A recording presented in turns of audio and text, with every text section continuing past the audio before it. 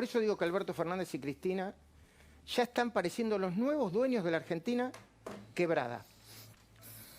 Los que conocieron a Néstor Kirchner desde que empezó a hacer política, y nosotros lo venimos investigando desde hace años, desde que empezó a hacer política en Río Gallegos, provincia de Santa Cruz, recuerdan de memoria el mecanismo, me hago cargo, cuasi extorsivo que usaban. La utilización de la información, el poder y la caja del Estado para silenciar, premiar, amenazar, apretar a empresas, individuos, medios, periodistas, ahí en ese pequeño mundo que en ese momento era Río Gallegos. Algo que estaría sucediendo ahora mismo, pero a nivel nacional, y gracias al enorme y desmesurado poder que está adquiriendo el Estado en el medio de la pandemia. Está Javier Milei acá, y obviamente te va a hablar de lo grande que es el Estado.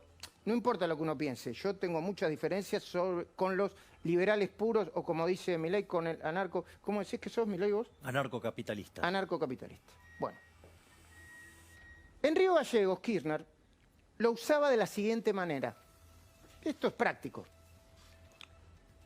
Con pleno conocimiento de la lista de los deudores del Banco de Santa Cruz, que tenía en ese momento, y la dinámica de los pagos. ¿Sabés cómo hacía Kirchner? Llamaba él mismo a algunos que le debían al banco oficial. Seguime, Federico, porque es apasionante esto, ¿eh?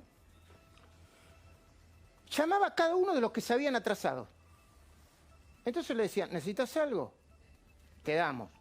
Bueno, quienes conocen los detalles de la trama sostienen que los pedidos de Kirchner a los comerciantes, empresarios, simples particulares en Río Gallegos, que figuraban en la lista del miedo porque eran deudores del banco, eran de los más variados y estrambóticos esos pedidos. Y lo empezó a hacer cuando asumió como intendente Néstor Kirchner, en 1987. ¿Qué hacía Kirchner? Le pedía a los deudores, que estaban ahorcados, desde apoyo político a través de la firma de solicitadas hasta dinero para la campaña. Y los hombres de Néstor, que estaban alrededor de él, prometían a los deudores desde nuevos créditos hasta la licuación de la deuda, por métodos poco ortodoxos. Y, por supuesto, al margen de cualquier normativa. ¿Se entiende lo que quiero decir? Federico, ¿me estás entendiendo, no? Sí, sí. Bueno. Y no solo en su momento apretaban a los deudores, también pedían coimas a cambios de créditos en el Banco de Santa Cruz. Yo conté un caso.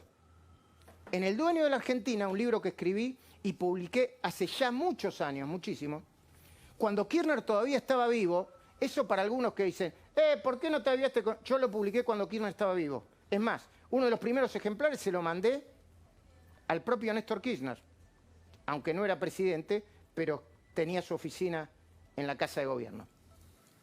Y el libro empieza con la crónica de un pedido de coimas al dueño de una empresa a cambio de un crédito de $3 millones del Banco de Santa Cruz.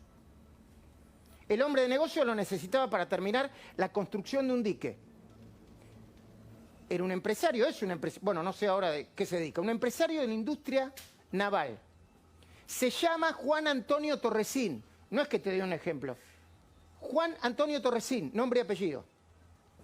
Y los hechos me los contó con lujo de detalles, y yo los fui confirmando, el ex vicegobernador de Santa Cruz, Eduardo Chiquito Arnold. Por eso, yo te digo, lo que escribo, yo lo suscribo, aunque haya pasado muchos años, y no fue desmentido.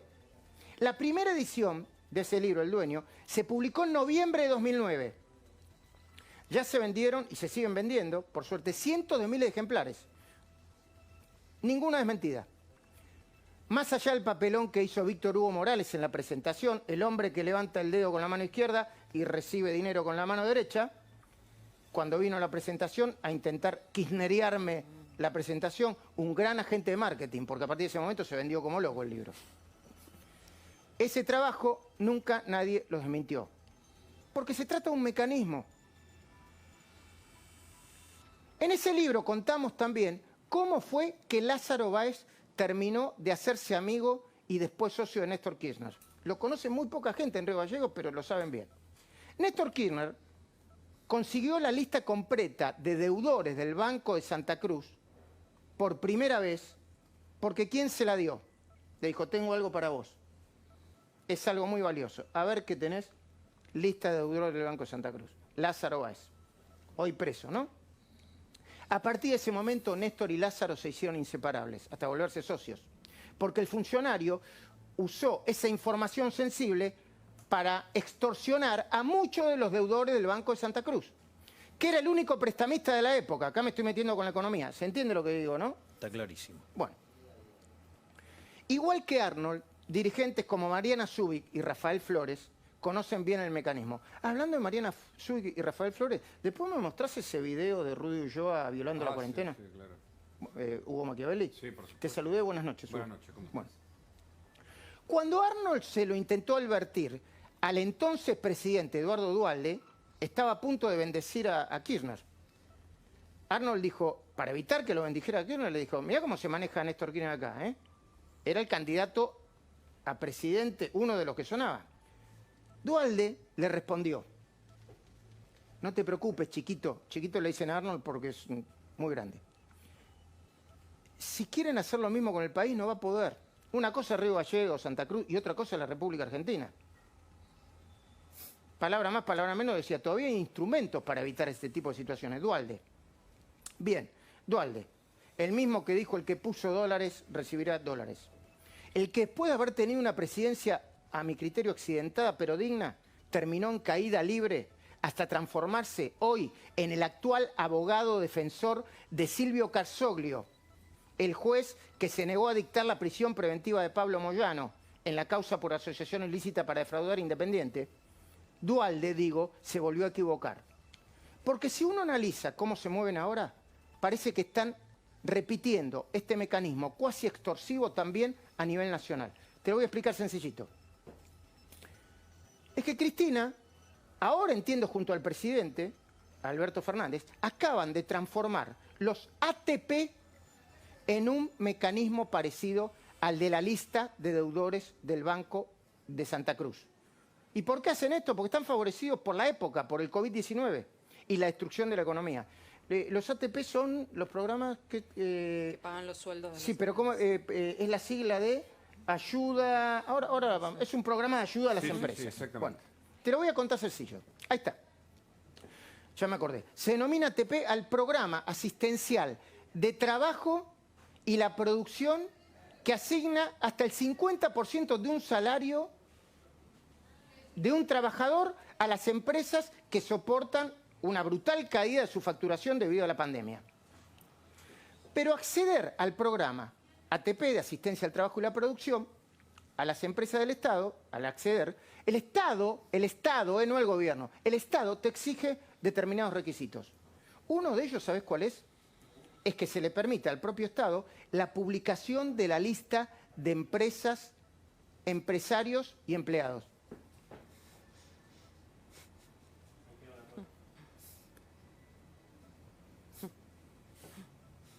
Y no solo eso, empresarios, accionistas, la lista de empleados y la cantidad de dinero que el Estado aporta, al borde del secreto fiscal. Yo estuve averiguando, parece que la aplicación, esto está al borde de la violación del secreto fiscal, pero parece que la aplicación, cuando vos te metés, yo no lo hice, pero me contaron, te dice, mire que para que le demos, usted tiene que facturar menos que el año pasado tanto, tiene que tener tantos empleados, y tiene que permitir al Estado que se publique la lista de...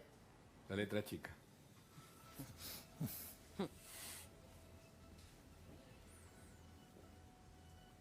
A ver, espera. El argumento en un país normal, cuando vos lo escuchás, estás haciendo la aplicación, ¿no? Pero te metes en la aplicación. En un país normal, con dirigentes políticos civilizados, podría ser atendible. Publicamos la lista de beneficiados del Estado, publicarla ayudaría a garantizar la transparencia informativa. Pero en la Argentina, de Cristina y sus muchachos, yo desconfío, para mí se transforma en una bomba de tiempo para una larga lista de personas, compañías y en especial de los medios de comunicación. Funciona en la cabeza de este gobierno, como la vieja lista de deudores del Banco de Santa Cruz. ¿Se entiende a dónde quería llegar, no? Bueno. Yo, ¿sabés cuando lo empecé a percibir? Ya termino, Javier, ¿eh? Y te dejo hablar. Y a usted también, ¿eh? Porque hay que tomarse el tiempo para explicarlo.